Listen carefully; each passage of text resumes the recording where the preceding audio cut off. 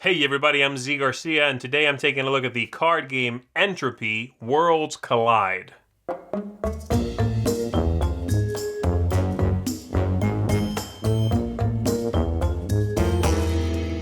In this game, the characters that the players represent are all lost in time and space, and they are all trying to get back to their realities, and you are going to do that by playing action cards simultaneously with the other players, resolving those cards, and trying to find in the deck of cards your 4 reality cards, placing those in front of you and immediately winning the game by jumping back to your reality, all right? I'm going to show you how the game works. We'll come on back after that. I'll tell you if I think it's a good game. Here we go.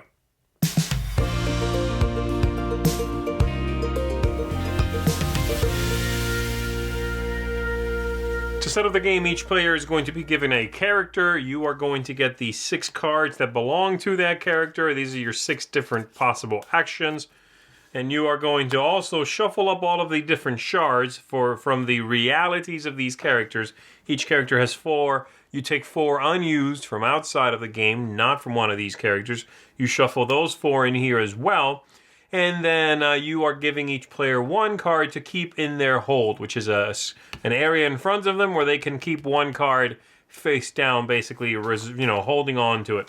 And then you are ready to begin. The objective of the game is for each player to complete their reality, which means finding the 4 cards that tie to their character symbol and immediately winning the game. If you reveal and lock those 4 cards in front of you, you win the whole thing. Gameplay goes like this. On your turn, everyone is going to give, or simultaneously I should say, everyone picks 1 card from their hand, one of those action cards, and then they are all revealed. I've just done this randomly. And so everyone is going to reveal a card like that. If there is a clash, meaning 2 players played the same card, in this case both of these players played 3, if one of them has the anchor, which is set aside at the beginning of the game, then they are going to resolve their card when it comes up. The other player will not. In this case, neither player gets to do it. So they are done. These are simply left in front of them face up, but out. Revealed to the other players, but out of their hands. And then anything that didn't clash and gets to resolve happens from the lowest number up to the highest number. So this player, for example, the 2 says expose. Reveal a shard. Take that shard if it belongs to your character. They're going to pick 1 that is not revealed, and they are going to reveal that card. And so they might do this, for example. This one does not belong to that character, so it just stays there in the hold, but now it's revealed as opposed to shrouded. Ooh. And then this player, telekinesis, says take a shard. And so this player might, for example, take this shard here. If they take this one, however, and it does not change states, the game is specific, well, kind of. It says that when you take something, it won't change from shrouded to revealed unless it's placed in the discard pile. So they would take this, they could look at that, but then since it goes in their hold, they can only keep one of these 2 cards. And so let's say they keep the new one and the old one gets discarded, and since it goes in the discard, it does change to revealed instead of shrouded. All right? And that's it. So everyone has resolved their card. Everyone picks a new card to reveal. You reveal those cards like so. In this case, these 2 players clash. Again, neither one of them has the anchor, so they don't do anything. And then the 4 over here take a shard. This player is going to take this one. They look at it. Okay. They are going to keep the new one, but they'll get rid of the old one. And then this player says take the anchor. Great. So they take the anchor. They're going to break ties for themselves. And those are discarded. And so on until someone wins the whole thing. So let me show you what the different cards are.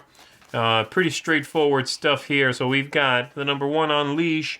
Resolve your character's ability. Each character has an ability. So this one, for example, says take up to 2 shards belonging to your character from the discard. And when you take a card from the discard, face up, if it belongs to your character, you immediately lock it in place. Just like if someone targets your card and it gets revealed in your hold and it's yours, you lock it into place. Number 2 says expose. Reveal a shard. Take that shard if it belongs to your character. Number 3 says, Fracture, take the top 2 shards up from the Nexus. Ooh, again, the Nexus is the deck of cards. Number 4, Telekinesis, you already saw, take a shard. Number 5, Reset, return played actions, including Reset, to your hand. If you ever run out of cards, by the way, you also get them all back, which is the way you get around it when this card clashes. Because if it happens, you don't reset when you wanted to, you just have to play out the rest of your hand anyway. And then lastly, Shift, you just saw, gives you the anchor. That's it. That's everything. The only new thing you haven't seen is well, like I said, the powers on the characters. And they do a few different things. There's a couple of characters I'm not showing you, but they're all variations on the same stuff. This is reveal a shard, take it if it belongs to your character, otherwise discard it. To reveal 3 shards from the Nexus, take 1 shard belonging to your character if any are revealed. And then this one is choose an action you have already played and resolve its effect. Okay. And so the only thing I haven't talked about is the wild shard. This one here, which apparently works for every character as per the manual. However, the manual says wild shard. The wild shard can be a substitute for any shard. However, the wild shard does not belong to any character and can only be kept in a player's hold. So I don't actually understand how this works. If it can only be kept in a player's hold, how do I ever play it out in front of me? I don't know, and neither does the manual. I'm not sure if I'm missing something that is perhaps obvious. It wasn't obvious to me, so I don't actually know how this works. And that's it. That's how you play the game. Let's go back up top and let me tell you what I thought. All right, so there it is, Entropy Worlds Collide. I don't like this game very much, if at all. And let me tell you why, or attempt to tell you why, using my target audience system here, okay? So let's kick it off with thematic ties. I thought the theme sounded interesting, but the way the game handles it is convoluted and bizarre and doesn't make a whole lot of sense to me. So I don't like it. I don't like the theme. I wish they would have used it, maybe, as part of it, but also simplified it, made it a little bit less... it feels like science fiction-y without the homework. You know what I mean? It's like, okay, we need a theme where you gather 4 cards. You know, what works. So I don't like it. The aesthetics in the game are one of the highlights in it. The aesthetics are good. The card quality is fine, and I think the artwork in the game is attractive. I do wish some of the iconography was a little bit larger. There's no reason to make it that difficult to figure out which reality card goes to which character. Make that symbol a little bit bigger on each card, but I do like the artwork in the game. Replayability, I think, is garbage because I think the game is largely random. So, picking a card and revealing the right choice, in your opinion, the correct play, and having someone else having played that card also is the equivalent of the old trope of skip a turn. I thought we were done with that. I thought that we were putting that one to bed. I guess not. But yes, this game has a lot of skip your turns. So I don't like the replayability. Game length is fine. The game is pretty short. It's going to be mercifully over pretty soon. But,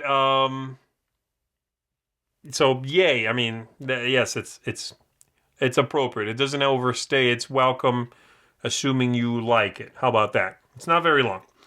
The ease of play, which is fiddliness, age-appropriateness, any weird design choices. There's a couple of things here. Them calling things weird names is just annoying, especially for a game that is this simple and was that hard to kind of teach. This whole concept of the card has to be shrouded or revealed, but if it moves, you keep the thing unless it moves to the discard, in which case it becomes revealed. And if you take a card that belongs to you, you look at it. Do you reveal it? No, not immediately. It goes to your hold. Then you can play another card to reveal it from your hold. If you do that, then you do play it out.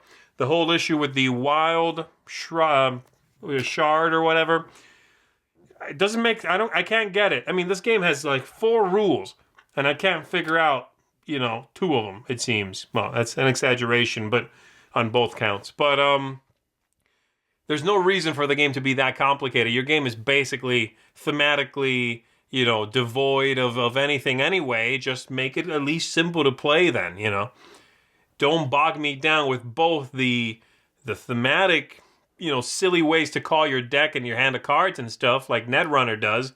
If you're going to do that, then at least give me a game that is thematic, like Netrunner. This is just simultaneous card play, So not happy with that. And then lastly, tactics and strategy, no.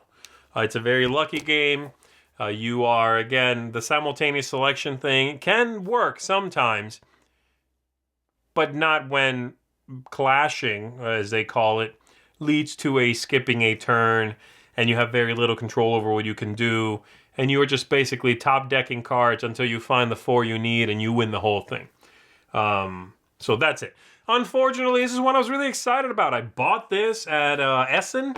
The cover, was attractive. It sounded good. The company, Rule and Make, made a game recently called Skyward that I thought was fantastic. I did not think it scaled very well. I definitely just stick with playing that game with only 2 people.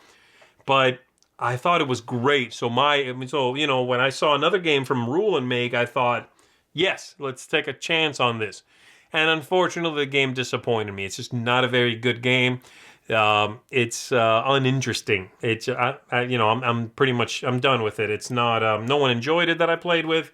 The game was fiddly a little bit, but mostly just hard to grasp, especially for such a simple game. Maybe more streamlining, a little more variability, a little less skipping turns would have gone a long way to fixing this one for me. So in my opinion, a bad game. There are tons of other games that are little card fillers that simply blow this game away and make it feel obsolete right out of the gate. So unfortunately, again, a big pass from me. That is Entropy, Worlds Collide. Thanks so much for watching the Dice Tower videos. Find more great videos and reviews, as well as our top-rated audio podcast at Dicetower.com. The Dice Tower is sponsored by Cool Stuff Inc., where you can find great games for great prices. Cool stuff in stock. Check them out at CoolStuffInc.com.